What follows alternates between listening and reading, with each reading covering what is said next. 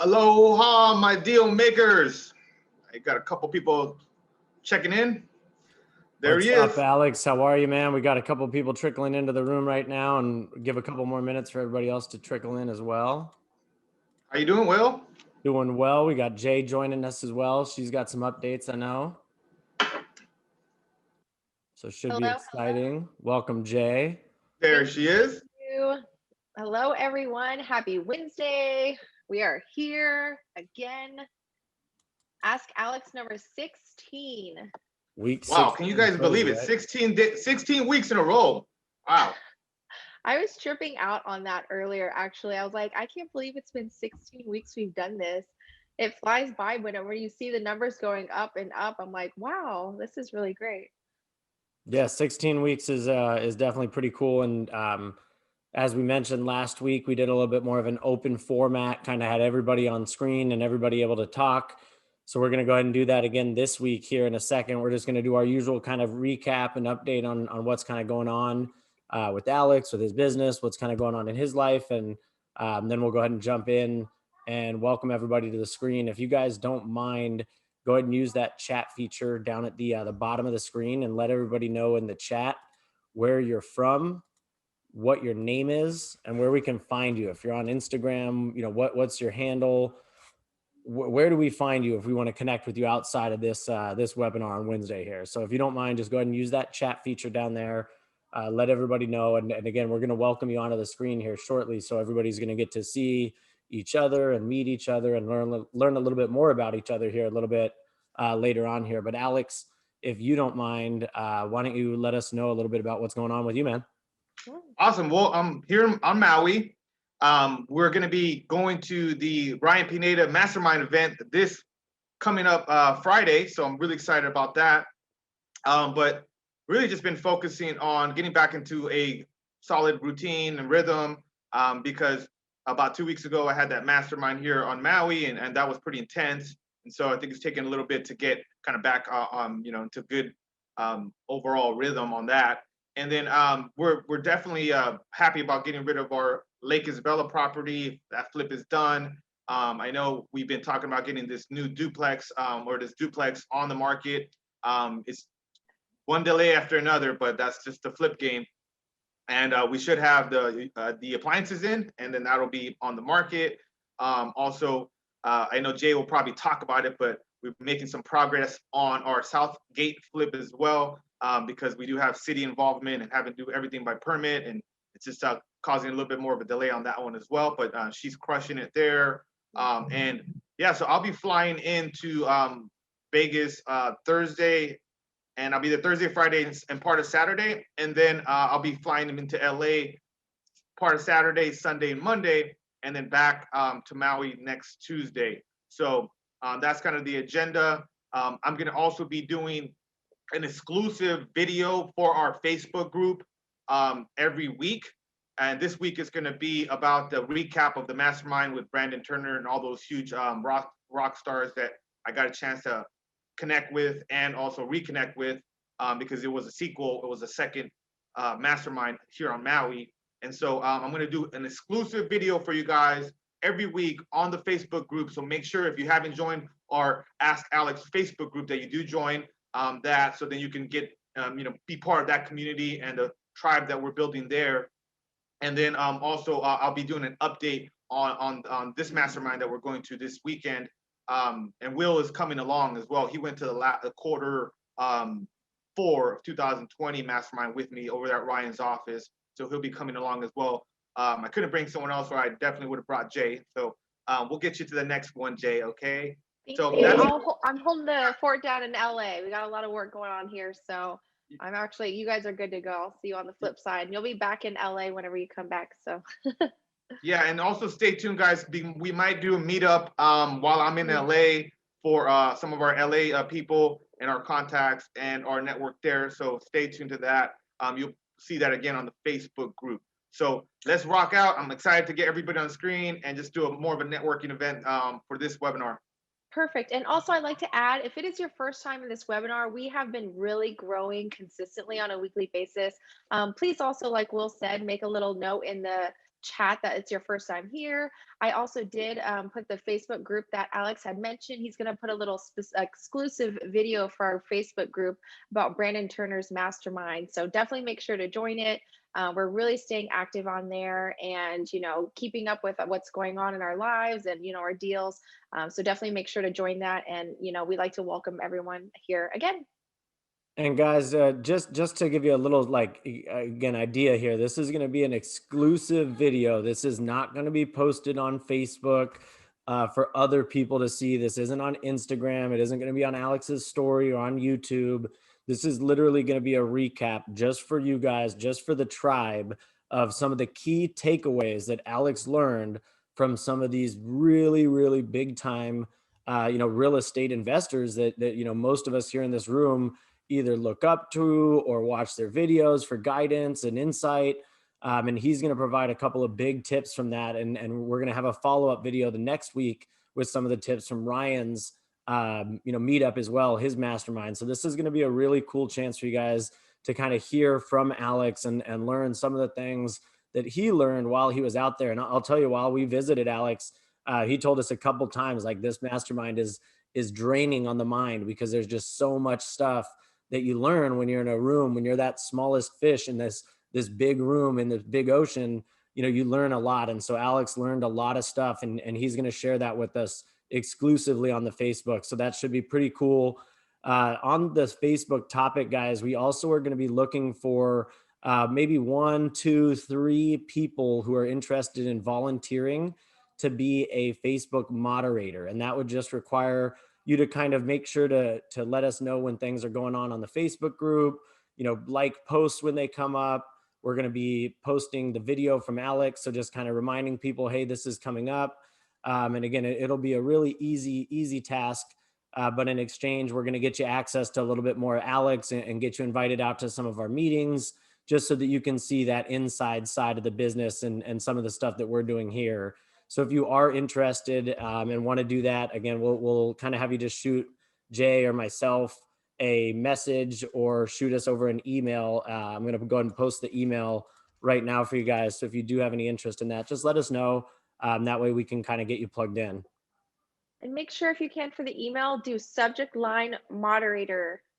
Yep. That way we know it's you and we know what you're looking for. Again, guys, we're going to be posting a poll on the Facebook here soon that just lets you know, would you be interested in attending a socially distanced and, you know, socially safe meetup with us sometime? And if you hit yes on that poll on the Facebook group, those are going to be the people that we, you know, go to invite out first. So it's just going to be somebody in charge of, you know, posting those polls and making sure that things like that kind of happen. So really easy spot. Let us know if you are interested. And without further ado, I think we're going to probably get some people here on the screen with us, right? Sure. I'm Let's do excited. it. This is a really fun open house. I know some other webinars do this, so this will be really great. Again, come to the table. If you have questions, comments, concerns, feel free to ask away. And again, for the next meetup, Alex is supposed to be coming back into town, I believe, on Sunday. And so hopefully he'll be at the next meetup. So that'll be great as well. Hello, everyone. How's the week going? Can't believe it's almost the end of March. The first quarter is wrapped up, starting April coming up after this next week. Hello, aloha, everyone. Amori, hello. We need to finally connect. Welcome. Yeah, it's good to see some familiar faces in here as well, guys. Yeah. So guys, we're just going to do this week and probably once a month moving forward. And again, the reason we want to do this is so that you guys can see each other's faces a little bit more, learn some of the other people's goals. So if you guys are in a place that you can, if you don't mind, just go ahead and flicking that camera on. That way everybody gets to see you, gets to know who you are. Again, we want to meet everybody here in the tribe, and that way we can learn more about what your goals are and how we can specifically as a tribe, you know, help each other hit those goals. So if you are in a place, again, please do, you know, turn on that camera, and that way we can kind of see you and get to know you a little bit more here. Welcome, everyone. Any new accomplishments lately? How's everyone going? Flips, wholesales, deals?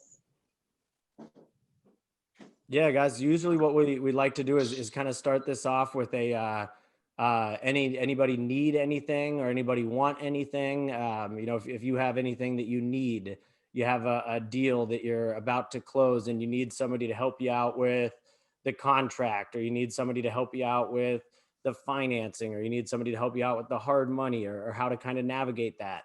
You know, this would be a good time if you want anything. If you're specifically looking for a specific kind of house. I know Rory and I met last night. We're looking at house hacks.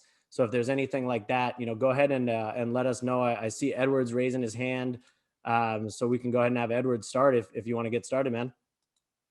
Hey, what's up, guys? Happy to be on after a few weeks of not being able to make it. But Welcome back. I'm local in, thank you, thank you. I'm local in LA as well, as I'm sure a lot of people are. But I'm personally a real estate agent, so I'm using the MLS to find deals. I have struggled with that recently, to be honest. Definitely, especially where I am in Burbank and trying to keep it close to home. Mhm. But I'm more so just reaching out saying, like, besides MLS, and I'm doing cold calling. Actually, I just finished up before this call. Is what are other ways to be the most effective in finding a deal? Because now, as we know, it's not an easy market. Like, I got bid double the listing price on a fixer that I was trying to get. It was 450. We offered 650. Went up to Ooh, 8. where was So this at? that's the market I'm in. Where was it? Burbank. Burbank? Yep. Whoa. I think I That's saw crazy. that property. So it was a real fixer. It was almost a tear down, right? 450. Basically, tear down. Yeah, you're buying the land. Okay. Yeah, sometimes, you know, when it comes to those market opportunities, I will say that there's a lot of you know, small development happening as well, where we're getting outbid by people that are going to do the, you know, accessory dwelling unit, or they're going to, you know, do some type of addition to the property. In areas like that, Edward, that are high price per square foot, I would imagine Burbank is, you know, $500-600 per square foot, at least somewhere around there, right? Mhm. So if they can do an addition, say that's going to cost them, you know, $150 per square foot, then they're creating value there. So what I would say, if you want to stay in Burbank or that kind of a higher, you know, a little bit more of a higher market, you do need to start looking at these deals in other ways of doing the deal, such as an ADU, such as an addition to the property to then flip it, because, you know, on market opportunities, you're going to be competing with people that are doing those, and that's why we're considering doing ADUs now more often than we were in the past, because cities are, you know, providing permits faster. But if you're cold calling, I just want to make sure that you're cold calling enough. How many hours are you putting into the cold calling? So it's been very inconsistent recently, which I know is the number one issue when it comes to cold calling. My aim is to do 2 to 3 hours a day, um, Yeah. close to the 3, of course. But I'm just being honest, recently it's been tough, and being I am a real estate agent, I've had a lot of leases hit the market, so I've been very involved with that. But definitely just trying to get consistent with the phones. Definitely hopping on after this call as well. Yeah, so I think number one is make sure that you're making enough a volume of offers on the MLS. A lot of it is just seeing what sticks, and then people back out of deals. Two of the three deals that we have right now that we got from MLS were because other people backed out. But we wouldn't have got that opportunity if we didn't make that offer and make a good impression, you know, from the get-go.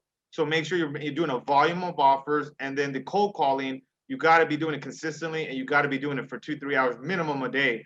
And then eventually you'll come across those truly motivated sellers. But if you don't get to that volume, you probably won't come across that really motivated seller, or you won't come across that, you know, that opportunity that comes back to you kind of like a boomerang. Like, you just keep on throwing it and it just comes back. Hey, this person backed out. This, you know, this other investor. I like what you were saying, Edward. And then you get another crack at it. But we got to be a little bit more, you know, aggressive right now, because prices are going up. I mean, it sounds crazy, but it's because interest rates are so low. They're historically low, and inventory is so low. Values are actually going up. So we're not expecting them to go down this year. As a matter of fact, we're expecting them to go up a little bit. So just, I mean, I don't want you guys to gamble, but understand that home value prices are unlikely to go down this year. So that means we have a window of time to make some money. Simone? Edward, just to jump on that, man. you know, again, remember when you are bidding on these houses, there's going to be those mom and pop flippers. There's going to be the pop the top and addition flippers. And then like Alex said, there's going to be the small time development flippers that are just going to, you know, be able to outbid you because they're going to be willing to take the longer turnaround on the project to make that bigger play. And so, you know, sometimes you just need to be aware of that on the front end and not look for homes that are going to be subject to those other types of bidders. That just is more competition looking at that same property, right? Yeah, and I want to add that it's also valuable, and we do this, guys. I've been doing this for a while, where we will track these properties, you know, for 6 months, 8 months to see what happens. If you're doing that every single month, then eventually you're going to see, hey, was I wrong on this one? Should I maybe bid up a little bit more? Or hey, this person ended up getting a deal that wasn't that good, and you could actually look at the numbers and say, hey, this person bought a skinny deal. I'm glad I didn't buy it. So also get into the habit of tracking deals that you don't get, because there's learning in that as well. And we do that often. Definitely. And I think Yeah. one more thing that I think our issue was with this specific property was we're also competing with people who potentially just want the house to live in, to build it themselves or expand it, because there is such low inventory right now. So I think that's also a thing is we face a dilemma where it's like someone still wants to come in and buy a place and fix it up and make it their own. They don't have a budget. Like they just Correct. live in the city in this location, and we have no chance at that point as an investor. So More offers, Edward. More offers. yeah, that's the plan. Thank you, guys. All right, we got another question here with John. Let's go, I think, John. I think we have Meg coming up Oh. next. Sorry. Go ahead. That's okay. So my question is around just building out relationships and stuff. And forgive me, Alex, I missed your webinar on that, but I'm in the Tampa Bay area and I'm struggling really hard to just work with different like plumbers and stuff. So I'm house hacking right now. And I'm looking for, you know, relationships to build with an electrician and a plumber. And I don't know about these things. And I can spend hours and hours on YouTube trying to learn it. But like at the end of the day, what's really going to help is somebody who I can trust with these things. And so I just wanted to gauge what your advice would be on kind of building those out. Yeah, for sure. I think. And Alex, are you a member? If you Go don't ahead. mind, Alex, I'm going to drop a poll real quick, just because it seems like Edward, you had some struggles, and Meg, this was a struggle. I'm just going to drop a quick poll, guys. Let us know what other struggles you guys are working with, if you don't mind. And Alex, go ahead and take it away. Yeah. So Meg, great question. Are you a Bigger Pockets, free member? Are you on the Bigger Pockets? Okay. Yep. So what I would do if I were you is I would start networking or sending messages to active, Tampa Bay investors, because they will have those electricians, they will have those trustworthy plumbers and those people in their network already, because they're already using them consistently. So if you're house hacking, then basically just throw it out there and say, hey, I'm doing this. Can you guys give me a referral?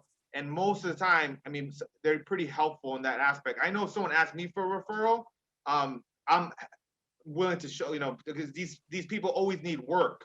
And so, but they're hard to find on your own, and just kind of going on, these online platforms, they're manipulated sometimes with the reviews and stuff like that. So I think your best bet is to align yourself with other investors, other property owners in your market, and then ask them for the referrals. That would be my default. Yeah, Alex, if I could add to that, hey Meg, I'm Rory, I'm in LA, and I'm in the same boat as you. Just starting a house hack, actually. We're about to close escrow. And so I'm looking for subs as well to do things. And I found exactly what Alex is saying is from networking with local investors. And my greatest success has come through finding them on Instagram, connecting with them there, and then actually visiting them on their sites, develop a relationship. And then they just, oh, you need a plumber, you need an electrician, you need this, you need that. Let me put you in touch with my people. Awesome. Rory, thank you. And let me add to what Rory just said. But don't be that person that Meg, that you just basically go find someone on Instagram and then you ask them for referral first. Like a couple of their pictures, make some comments, get some engagement going, all that stuff, and then ask them for the favor. So give a little bit. No, it wasn't a straight out ask. It was, I actually went to their sites a couple of times. We chat back and forth and stuff, and it's much more organic that way. Yes, exactly. All right, what we got, John? We got John next. John's up. My man. Can't hear you. You got to unmute yourself, bro. Sorry about that. Hey guys, thanks for having me. My first time here. just came across your IG and I saw some really cool content. I was like, all right, I gotta join you guys. And then another friend of mine recommended you guys, so I was like, I gotta join. Great, welcome. Yeah. Thanks for having me. So listen, I house hacked my first fourplex back in September. I still been in touch with the seller. She's well seasoned, like 20 years in real estate. So I messaged her again. I was like, hey, kind of gave her an update of what's going on. I was like, hey, do you have any more properties for sale? And she told me she has a 2-family unit. And I recently started learning a little bit more about seller financing. So I'm thinking about possibly approaching her about doing a seller financing on that 2-unit. It's an off market. She hasn't posted, put on the MLS or anything yet. I just want to get your thoughts on how can I best approach this to her, and so that way she could be keen on learning more. Possibly, it's trying to go through that seller financing route. Yeah, for sure. So great job on getting the house hack, John, number one. And then also great on following up with the seller and staying in touch, having a personal relationship. Because I mean, I've done that as well. And that it is just very valuable. You get other opportunities down the road. So good for you on that. What I'll say is that the seller financing, what I have found, and there is other people on the call that I'd like for you to connect with that are a little bit more seasoned with creative financing and seller financing. But you have to understand that it has to make sense for the seller. I see a lot of newer investors, they're just trying to make it happen. Like, I want seller financing. Well, if it's not in benefit to the seller, then it's a kind of a hard sell, because they are, in a sense, becoming the bank and they have to trust you, and there's a high level of trust required there. But since you already performed on the fourplex, that gives you a lot of additional clout to say, hey, I could get this done for you. So I would introduce it in form of basically saying, hey, are you we try not to be too complicated with the words, like, oh, seller financing. I'm like, hey, would you be interested in selling the property on terms? Something on terms. Okay. On terms. And what does that mean? Well, because does she own it free and clear? Or does she have a mortgage? I'm pretty sure. I'm 99.9% sure she owns it free. Okay. So let's say that she owns it free and clear. Well, this would be a situation, Mrs. Seller, where you're becoming the bank. And then we don't have to involve a banker. We don't also have to involve Uncle Sam, because if you sell this property, you're going to likely have capital gains taxes to pay, correct? I'm not a tax consultant, but she'll probably, agree. Yes, she's going to have a tax liability. And then once she says, what are terms? Well, essentially, we could work out whatever you like. How much down payment, how much cash you need right now? Because what you're trying to negotiate, John, is the down payment, the length of time she's going to carry the note, and the interest rate, slash payment, right? So these are the three things, and all of that negotiable. And what you're looking for is the longest amount of time frame, right? 10 years or more ideally, but maybe she's only wants to do 5 years if she's older. Sometimes these people that are older, they don't want to do like a 20-year, kind of seller finance type of thing. You could also, and then what we want to go for is no interest. So it's kind of difficult, but we want to go with just principal payment only. Like, okay, I'm sending this type of payments, all going to principal. But if she wants an interest rate, then you want to negotiate that to something about what the market is paying right now, right? 3-4%, something, something that's attractive, and it helps her make more money on her investment because she's getting that interest and you're purchasing it for a certain purchase price, right? And then the other one would be the down payment. You really want to negotiate the lowest down payment possible, because if she's asking for like 30-40% down, that kind of kills the deal, because like you can go get another loan somewhere else. Like, the whole idea with seller financing is for her to get not have to pay these taxes if she's not going to put that money somewhere else, and then for her to work with you, and then she's not going to have to do the maintenance or the any of that, because now you're the owner, so all she's doing is collecting the check. So that could be a really good situation for her. But why don't we have Daniel? I think Daniel Kong is on the call today. I'd like for you to connect with him because he's an all-star here in Hawaii. He's done several, kind of seller financing and creative deals. So I'd like for you two to connect. I don't know if he can talk or not, but I'll get you guys connected. Daniel, what's his last name again? Kong, like King Kong. Oh, okay, Daniel. That's easy. And I know Tay is in the room as well, and so is Rory, and I know all of those guys are part of the sub 2 mentorship group over there, and they all are very well versed on that kind of creative financing and things like that. I love what Tay said in the chat. It's let's upgrade you from the seller to the bank. And, you know, they use that phrase a lot because it's like, you know, who makes the money in the world? Oh, the bank does. You're going to be the bank now. And so like that gets that seller thinking like, oh yeah, like I do want to be the bank. Like, okay, I'm going to get a check every month just like the bank gets. Like, yeah, that sounds awesome. How do I sign? How do I do that? Like, where do I sign? Right.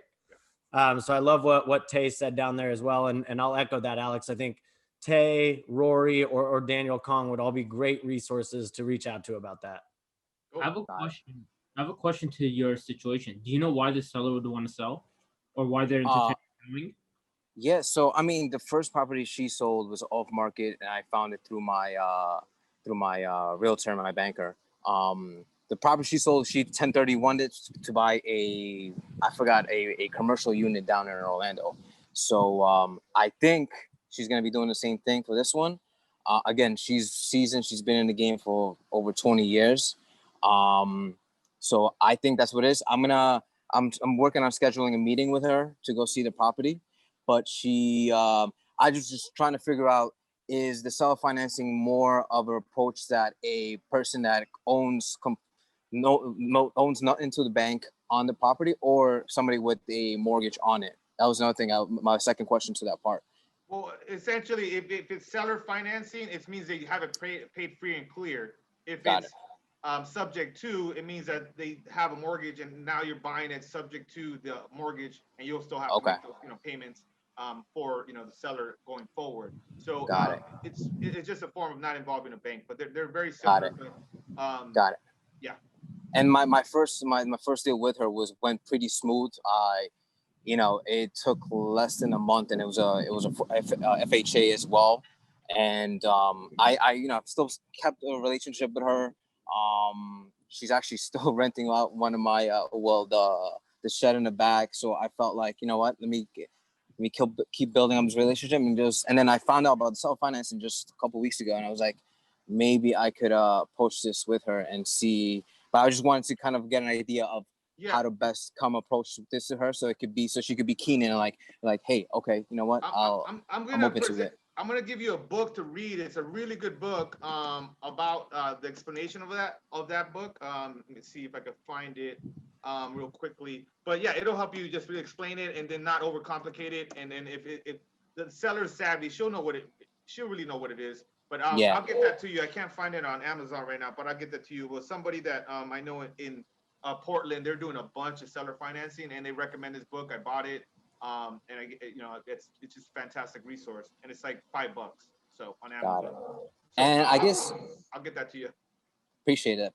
And last thing, what would make her not interested in doing that? What would be some reasons to be like, nah, I don't want to do that? Or if she has maybe a better property lined up, if she has a better property lined up, like you said, 1031, she's trying to save her taxes by doing the 1031. So if she's going to also accomplish something similar to working with you, then that's what you want to, go ahead and put in her mind. Like, hey, you already did this 1031 and invested in something else. Well, this will be another way of not having to pay taxes on the gains you have on this property.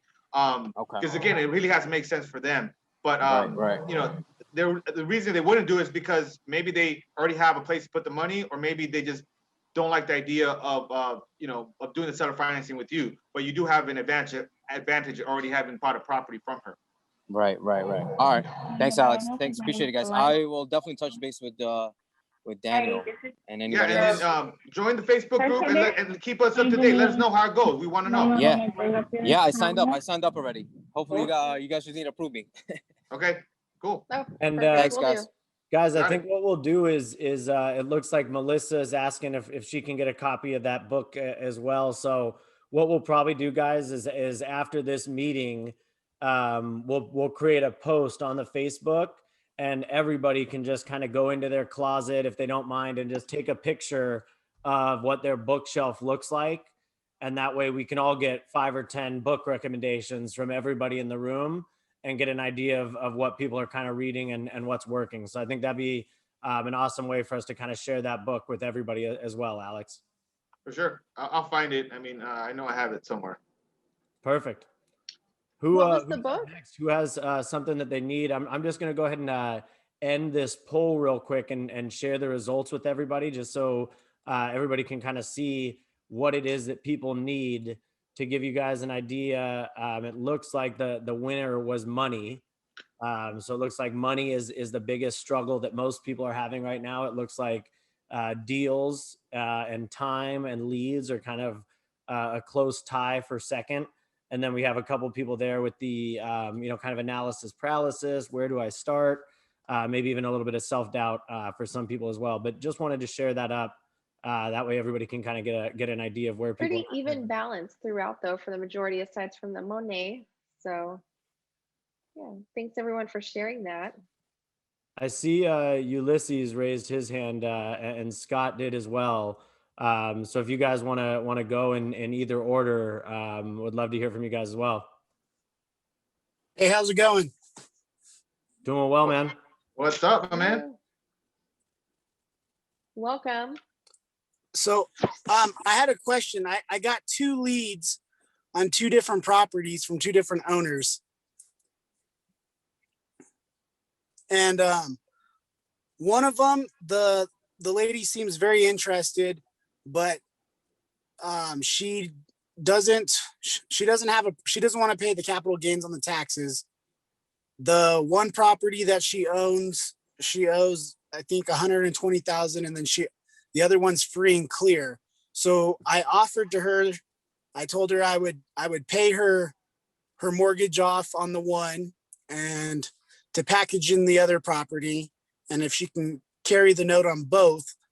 But she's not 100% sure if she wants to do owner finance. She doesn't know if they would like to be a bank, but they also don't want to sell unless they have a property in mind. So I'm trying to figure out what could work for her and in the same to where I can end up getting both properties.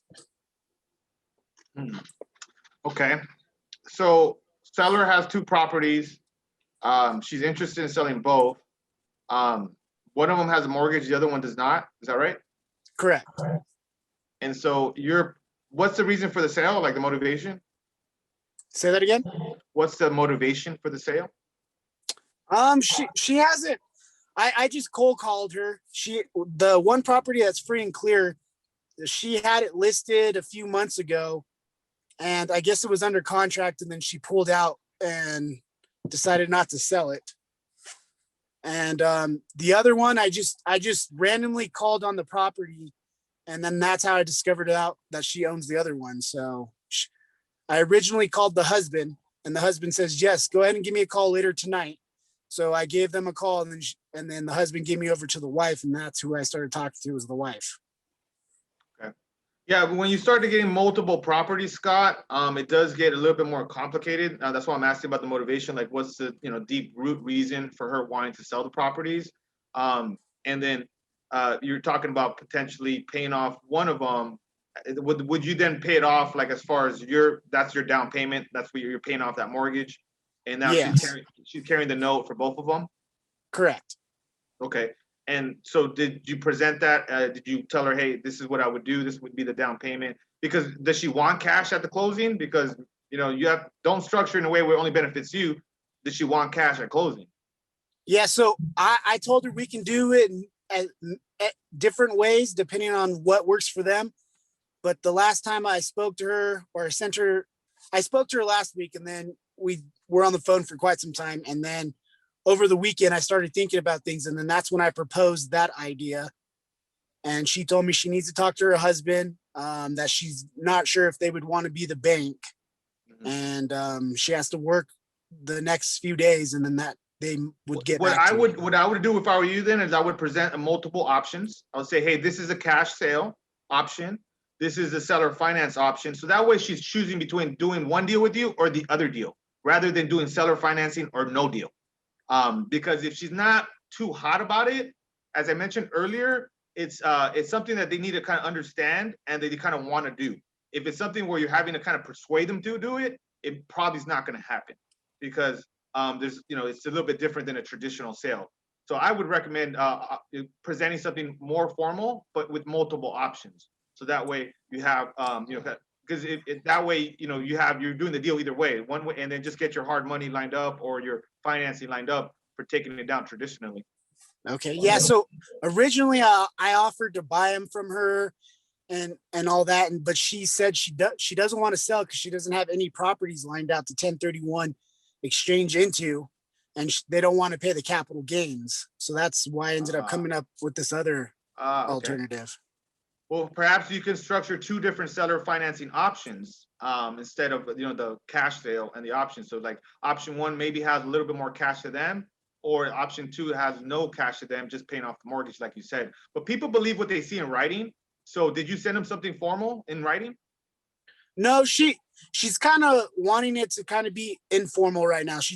I don't know if she's trying to get to know me better and who I am and stuff, because I do own a property right next door to her. So I just told her, I said, hey, I own a property right next to you, and I saw yours, and that's why I decided to give you a call on this property. Yeah, it might be a little bit longer term play. I mean, it does require a lot of trust. They're becoming the bank. So don't rush it then. Then just take your time and then just get to know them better. And then, it'll organically happen, but just stay in front of them. I mean, based on what you're saying. Okay. Yeah. Cool. Thank you very much. You got it, Scott. Good job, man. What else, guys? Who's next? I think we have Ulysses up next. What's up, my man? Hey, what's up, guys? So my question was actually about 1331, because I've had I've cold called and I've ran into people that want to do that, and I just didn't know like what to say to them. But just hearing what you guys have said, it's kind of like making a little bit more sense now. Okay, so your question is about 1031, you mean, right? Yeah, 1031, yeah. Okay. And your question is how to explain it, or what's your question specifically? So I know what it is. Like I know the main, like I know what it is, but when I call somebody and they say, "Oh, I'm trying to 1331 exchange," or what do I say? Like, oh, because when they say that, I just like got blocked. I don't know what to say or anything. I mean, I don't want to say anything. I don't want to steer you guys the wrong direction. But what I have found in close to 100 deals, whenever I deal with a seller that wants a 1031 exchange, I've never bought a property from them, because they're usually very savvy. They're usually just wanting to park the money somewhere else. I just never have. I hope you guys do, but I've never done it. And I think a big part of that is because they're really wanting to park this asset, and they're using that asset to go buy something else. And I've also seen that in MLS where it says on the listing, buyer to participate in the 1031 exchange at no cost to buyer. Seller will sell you the property, but subject to them buying another property. I mean, I just haven't had any success with it, so I really wouldn't focus too much time on it. But just understand that, like, basically, they want all the money from that property and they want to park it in another property. So I would ask them, like, have you found the other property? Because 1031 has a limited time frame. That means they're in contract to sell a property, and they need to identify a replacement property within a 6-month period of time, typically. So there's a timeline for them to move that money, or else they get penalized. So I would just ask them, like, hey, did you find the replacement property? Did you find the property that you're going to buy yet? And just kind of find that out. But I really wouldn't waste too much time on those sellers, because those are the ones you want as seller financing that what we're talking about. Because then those could be because they're trying to avoid paying taxes on that property. So if they sell it to you and they become the bank, they don't have to pay taxes. They only have to pay taxes on what you give them, like the down payment or whatever money they take from the transaction. So I would try to spin that to, hey, are you open to selling this property on terms, potentially becoming the bank? Or I would ask them, hey, have you already identified the other property to see where they're at with the process? But again, I just haven't had very much success with it, so I just wouldn't spend a lot of time on it either. And motivation is our big one. Like when we take down properties, it's because the seller is motivated to sell the property.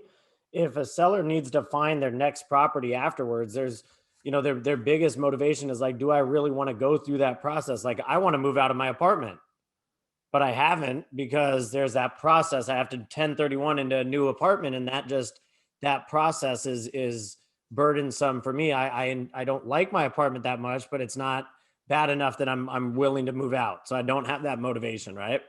Right. Most people think moving is very tedious. And with that said, has anyone had any success with the 1031 exchange in here?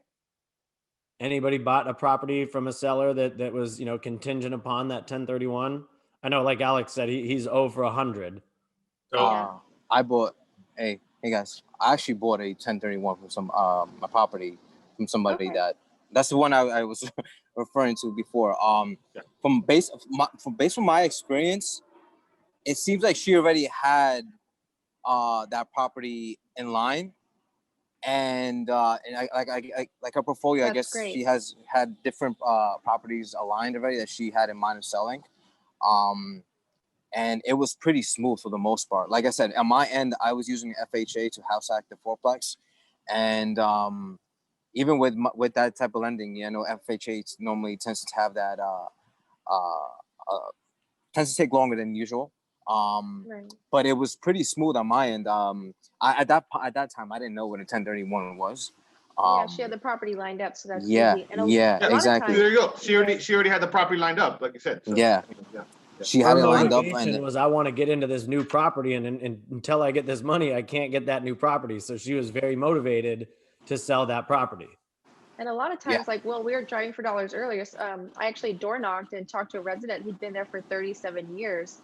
So like he even said like his kids grew up there or raised there. And so, a lot of times moving, they don't plan on moving. So that's, a really hard time. And those are a lot of the properties that we look for these flips are really, old damaged homes. So it can be a little bit harder, for them to move. And so sometimes the process to getting that deal to follow through is like helping them. Where would you want to move if you were here for 30 some years, and help them, like we're problem solvers, trying to help them through those issues as well. So try to take note of that.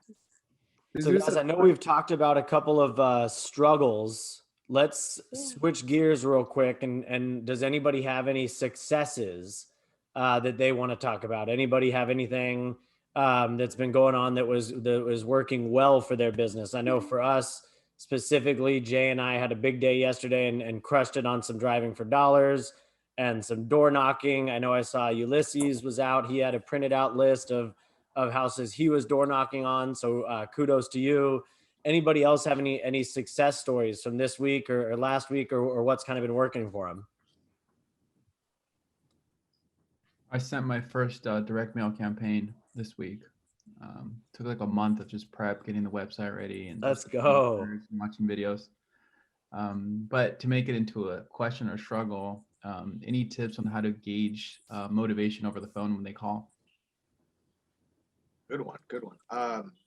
What I would say about motivation on cold calling, Dante, is that because motivation to sell property off market and potentially at a at a good deal, sometimes it's a very personal thing, and so they might tell you, hey, we're just I want to move out of state, and sometimes you have to probe and like prod and ask follow-up questions about the motivation or talk about the house a little bit more and then circle back around to talk about the motivation. Because if somebody died, it's kind of a personal story, they might not want to talk to you. You're brand new, you just talk to them, you're a cold caller, they're not going to open up to you, tell you everything, right? So you got to build a little bit more trust, a little bit more rapport.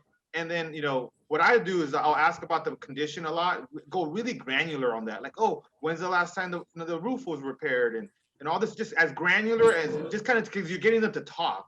And then you can say, oh, well, it sounds like a really nice house. It doesn't even matter what they said about the house. They could say it's falling apart, but you can say, oh, well, that's a nice house. I mean, it sounds like it's in a good area though. Why would you want to sell?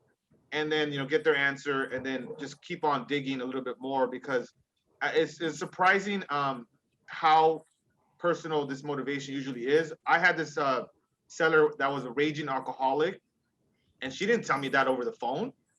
But I could tell something was going on, and then when we met in person, then I got to see all the beer cans and all the mess she was living in. So I would just say that just understand that you try to use empathy to put yourself in other people's shoes, because that really helps you remove your agenda and what you're trying to do, and just find out why would they want to sell to me? Why would they need to sell off market? And that might take some additional questions, open-ended questions, and then just talking about other things, and then coming back around to talk about the motivation, because that is the most important thing, guys. Why are they motivated to sell the property? Why would they want to sell to an investor? Like they almost have to prove to you like, hey, it's a good idea for them to sell off market, and not so just like you trying to convince them. My best deals have been that way, where there was some true motivation, but I had to really kind of dig to find out what that was. Makes sense. Thanks. Cool. Is that good, Dante? Awesome. Yeah, real personal. I Cool. think Yeah. Trying to remember that Bigger Pockets podcast. Will, did you have that? I think it was 3. I'm trying to look it up, and I definitely highly recommend. It's about cold calling and having to build that rapport with someone over the phone. And whenever you have someone on the phone, you're like, but. So basically, Will likes to say like mirroring. So like, oh, I lived in here. Oh, you did, huh? And then just try to get them talking, because the more they talk, the more they open up. So building that connection. And sometimes with these, tenants, they just, with COVID, haven't had many talks and conversations, and you can really get someone to talk. Yep. And then you can schedule an appointment, be like, yeah, sure, I'd be open for you to come sometime and check out the property and go from there. Just posted the link in there, Jay. It was Steve Trang, and Steve's a great sales trainer, and yeah, the That's it. Bigger Pockets episode that they did podcast was just great. It kind of broke down a really nice, easy way to kind of build rapport on the phones, Dante. So I do recommend just kind of giving it a quick listen and running through there. Also, a big congratulations to Jacqueline. I saw she just took down her first flip today. So congrats on that. If you want to share a little bit, feel free to share with us if you don't mind. Tell us a little bit of the details. Where'd you get it? Where is it, and how'd you kind of come across the lead and take it down? Oh, it's not my first flip. I've been a serial flipper now for over 3 years, and I go back to back, meaning to always take a break in between each flip. But then when I'm wrapping up one flip, I'm always finding a really good deal for the next one, and I don't want to miss out on it. So I jump on it and I keep going, okay, when I'm done this one, I'm going to take a break or something. How I've had really good luck with MLS. I've never used Kijiji or Facebook or Craigslist or wholesaling or anything like that. It's always been through an agent, MLS. And I've just had really good luck that way over the past 3 years. It's here in Canada. I don't know if you're Ontario, Southern Ontario, Canada.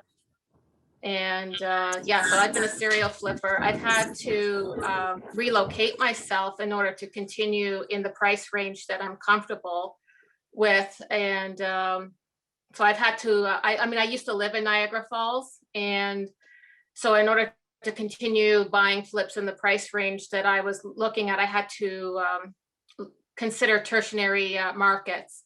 And I think that's a big thing when you are doing this. You have to be open-minded, make concessions, and consider tertiary markets, and things that are outside of your comfort zone. So I relocated to continue flipping. I also have 6 single-family home rentals with top shelf tenants. So this whole year I've been really blessed with the COVID. My rent has always been paid and things like that. But thank you. Yeah, I closed today on my flip. It was very stressful. But at 5 o'clock, my lawyer called and said, yes, it's all done. The funds are in your bank account. So I'm like, all right, thank you. On to the next one after a little vacation. So. And we were talking about this, Alex. I don't think in Canada it's as easy to just, cold call people and acquire lists and things like that. I think it's a little bit tougher in terms of just your laws up there of what you can and can't do in terms of marketing to people. Is that correct? When I looked into it, when I asked my, here in Ontario, I asked my agent that I've been dealing with 2 years ago about the whole wholesaling thing. And he said that it's not popular whatsoever here in Canada. And when I researched and Googled it, it came up that it was kind of an illegal thing.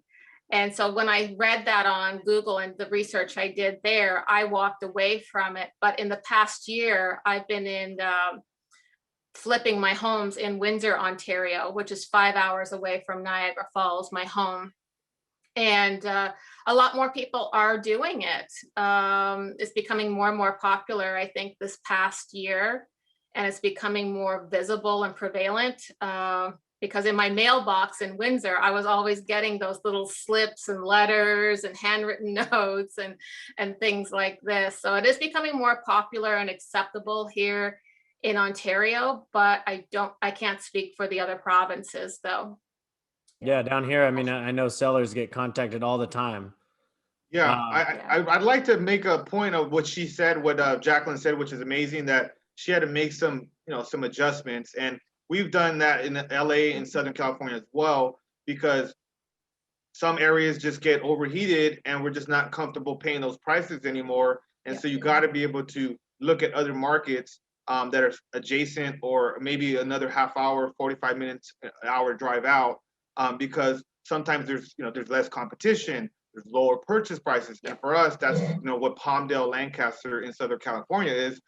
We're still flipping in core LA County. We're still doing deals consistently there, but now we've added and been very strategic about adding that other market because it has lower purchase prices, less investors want to drive all the way out there. There's a little bit newer homes.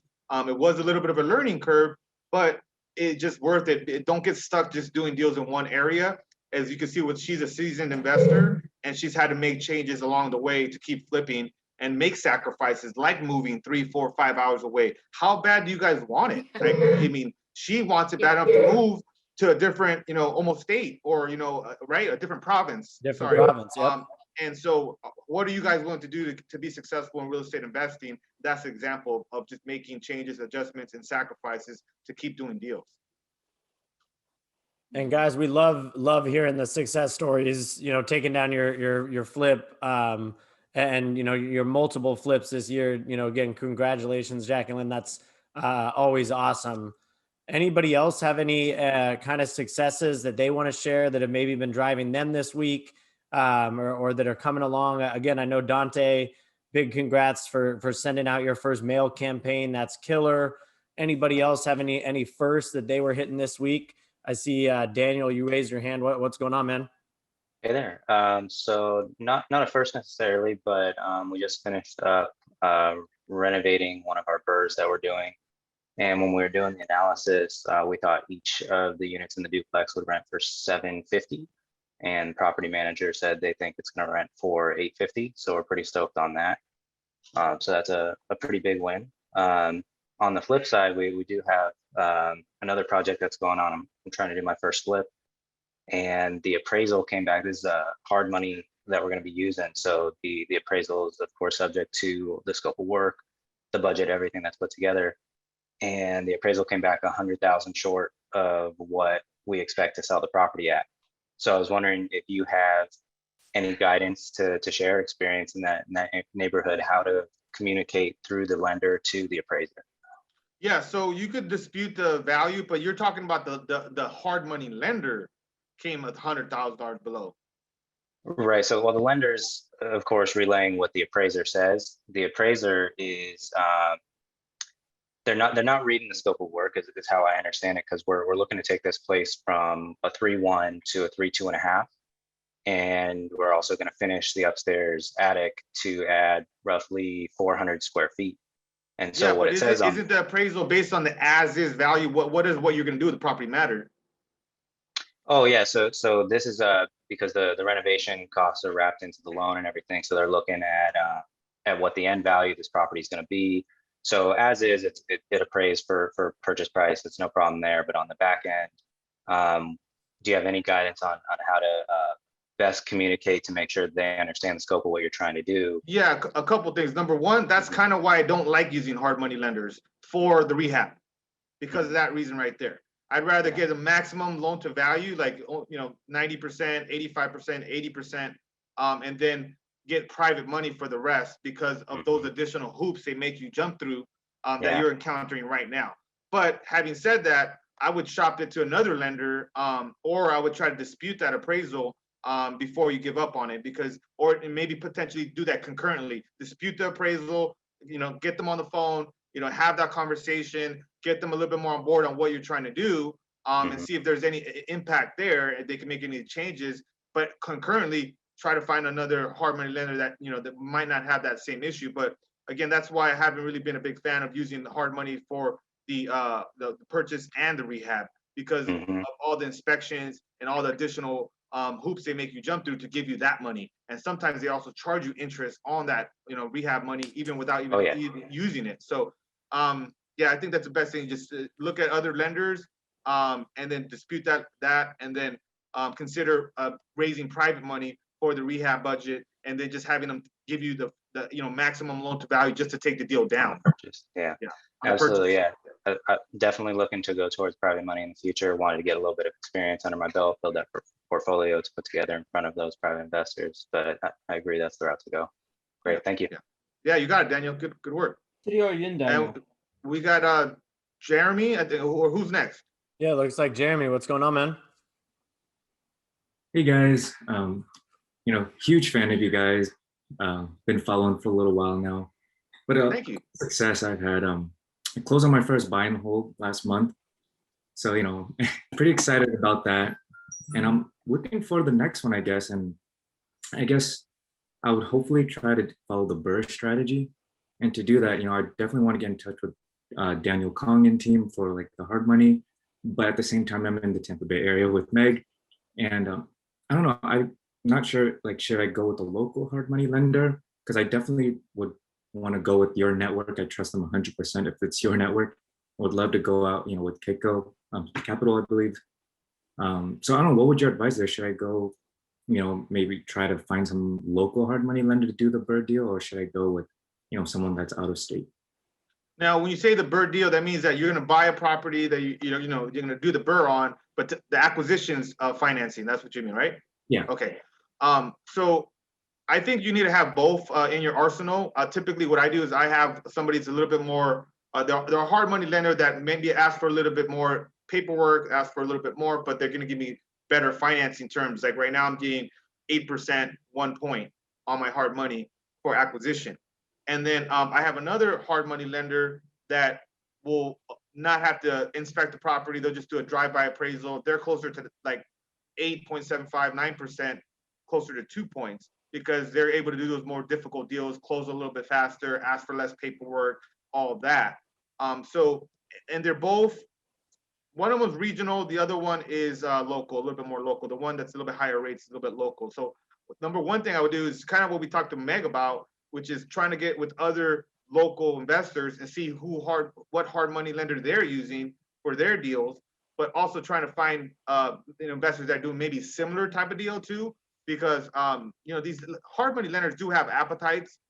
For example, like here in Southern California, they don't like these lower purchase prices in Palmdale, Lancaster, the areas that we're also doing deals in, because they get paid on the loan amount. So if they're doing this little $150,000 loan, they're not, the hard money lender is really not that excited about that, and they'll give me crappier terms kind of on that.